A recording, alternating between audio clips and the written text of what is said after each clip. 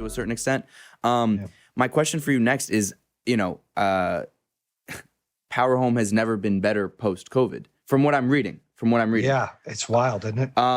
For the people out there that aren't familiar exactly with PowerHome Solar, will you just give a very quick gist? I always feel like it would be disrespectful for me to do it. And then talk about this kind of pre-COVID, post-COVID world in your company where, you've almost more than doubled your employees in that time. I mean, it's kind of taken off to another level.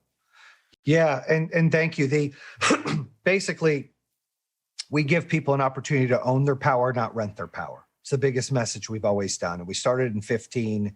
This was my third business I opened up from the ground up. I did pretty good on the first two and sold it, made a little bit of money. But in this one, I didn't expect what was going to happen. 15 and 16, I lost some money. I gave all my money back. I sold my house. My wife was giving me the stink eye. The kids were pissed. I had my back against the wall again. I was like, something's wrong.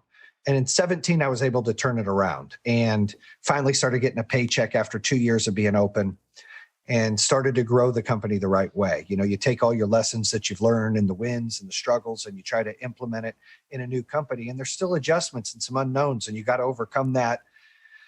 And we switched to American-made panels in 17. We doubled in size. We continued to grow. And then in COVID, when we finished 2019, we had about 700 employees, and we ended up with 185 million in sales. So we have grown this massive company. We've done in solar for 5 NFL teams, 1 Major League Baseball team, and a college. And we don't make money on the teams that do it. They get very little solar or enough to where it's just, it covers your cost. But we do that for credibility. So we're in a home, we're like, hey, we've installed solar at Bank of America Stadium, or hey, we've installed solar at Heinz Field.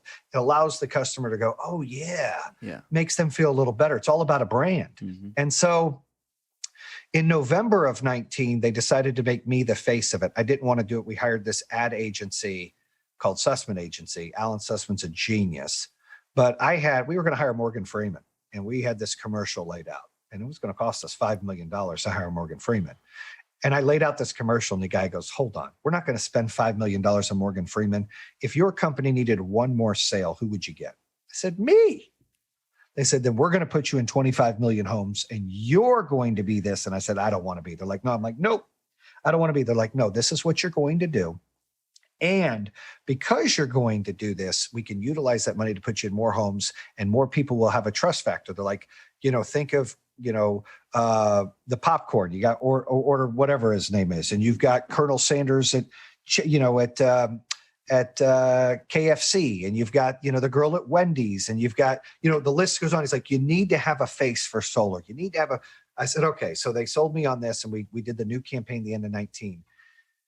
And right before COVID hit, things started to take off a little bit. We decided to go with battery and storage. And we're like, look, I'm a big believer everybody needs battery and storage so they can handle their time of use, and so they can charge their EV. And in case there's ever power outages, they don't have to worry about power being out. Everything they produce during the day, they can utilize. Well, we did that, and then COVID hit. And then we had a decision to make, because the first 3 weeks that COVID was hit, everyone's watching the news. Everyone's looking, what's going on? We're getting calls. I'm not kidding, Felix, we're on 6-8 hour calls with attorneys, state health departments, local jurisdiction. We're in 10 states and 16 locations. We're like, what do we do here? What do we do here? We're trying to make a decision. We had a heated argument and a heated conversation amongst the executives. There's 5 of us. And most of them wanted to close the doors and furlough everybody for 3 or 6 months to see what happens. This was in March, April of 2020. And it was the day after GM just took a pay cut. The executives took a pay cut to stay open. And I just couldn't do it. And this is before the unemployment stuff, which didn't help us because we're sitting with 700 plus employees. And this is before, all the testing they were doing, and, all the things and the companies get money and unemployment for the employee, you name it, before any of that nonsense happened. I said, we can't close. We got, Stacy, who's a customer service rep, and she's got to go home and buy diapers. We got Mike, who's an installer. He's the only provider for his family. We got Carl, who does this. We got Jenny. We can't do it, dude. I'll tell you what we're going to do. The executives are going to go off payroll indefinitely. And that was a big pill for a couple of them to swallow. And I said, that's what we're doing. And we're going to tell our vendors, including the teams, we're not paying you till fall. we're going to pause payments during the summer because there's COVID. We want to go ahead and try to make sure we can stay open for our employees. Well, we wanted to share that message with the employees because we didn't want them to think that we were going to stay open to be profitable. Like the executives just went off payroll. We were staying open so they had jobs. And we were an essential service. We followed all the guidelines, the masks, the social distancing, the hand sanitizer, you name it. But there were some rumblings in the company. Oh, they just want to stay open to do this. So I personally went to one of the offices here in Michigan, filmed myself walking through, telling them that we went off payroll, sent an elaborate email approved by the attorneys and our PR team to the entire organization of this is the plan and this is why we're staying open. And that fear is not my place to say who is scared and who isn't. Everybody's situation is different. You know, I've got a kid that's got autoimmune deficiencies. I was very nervous about COVID. There's some that didn't care. So I had to make sure that each one of them knew that it was okay to be scared and stay home and that they would utilize their vacation, they'd utilize their PTO. But after that, they would be what we call exempt, like non-active. So they're there, but they can come back when ready. We're just not going to pay them. So we rolled that out, and about 20% of our staff decided to stay home, and that's okay. And all of the sudden, you know, we did our new commercials with the battery. Things started booming. More customers wanted it. More customers were at home. More customers wanted to have solar. More customers were worried about the power going out.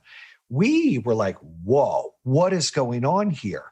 On top of, we were adding employees like crazy, people that were laid off in other industries that wanted to be part of something great. We were losing certain folks, and we were able to get rid of C players and add A and B players in different departments. And it was game changing.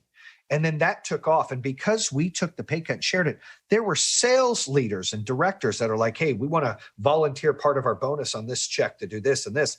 We were able to stay open and continue to grow and capitalize. And after a few months, we got back on payroll. And, you know, I'm glad to say as we ended 2020, we ended up with 1,700 employees and 385 in revenue.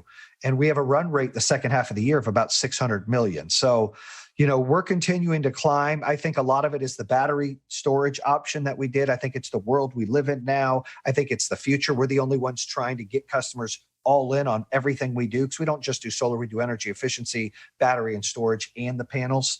And during that time, you know, in the end of 18, beginning of 19, I won the Entrepreneur of the Year award. They were like, you got to write a book. I was like, dude, I never read a book. And they're like, well, maybe do a podcast. So I started the podcast, playing it a little bit, and it boomed. It took off. I was like, holy moly. Well, podcast doesn't pay me, right? PowerHome pays me, but the podcast is a way for me to give back, build relationships, network, tell my story, get people excited. I had a guy, I talk about him all the time, Jeremy, who is a details cars here in Michigan. He's done it for 2 years. The biggest compliment you can get, he comes up to me and he's like, hey, I've been listening to your podcast and I've been scared to open up a second cleaning detail truck. I've been scared. He said, but your message, you know, scared money don't make money. I said, I'm done. I'm in. And I went and did it, and it's successful. And it gave me chills. I was like, that's what it's about. You know, that's why I do the podcast. I'm like, this makes sense. So, you know, that started to take off. PowerHome Solar's growing. We're winning all these awards. So while I'm leveraging, you know, myself, my brand, PowerHome's brand, the best way I can, because the ultimate goal is one day to go public or have a lucrative event for all the employees and to help and empower as many people as I can to own their power and control their destiny, whether it be in business or life, however I can help, whether it be messaging, I do, you know, whether it be the podcast, whether it be, you know, a book I'm working on, whether it be working for us, you know, I just try to inspire and I just try to build, you know, we have a motto at PowerHome Solar called BAM. It's build a movement, one panel, one customer, one employee, one vision, one mission at a time. That's it. And so we all have the same message. We all have the same way we're rowing for success. Thank you so much for watching this video. If you haven't done so already, please make sure you like the video, subscribe to the channel, follow me on Instagram at felix.levine. And if you have something to say, please leave a comment.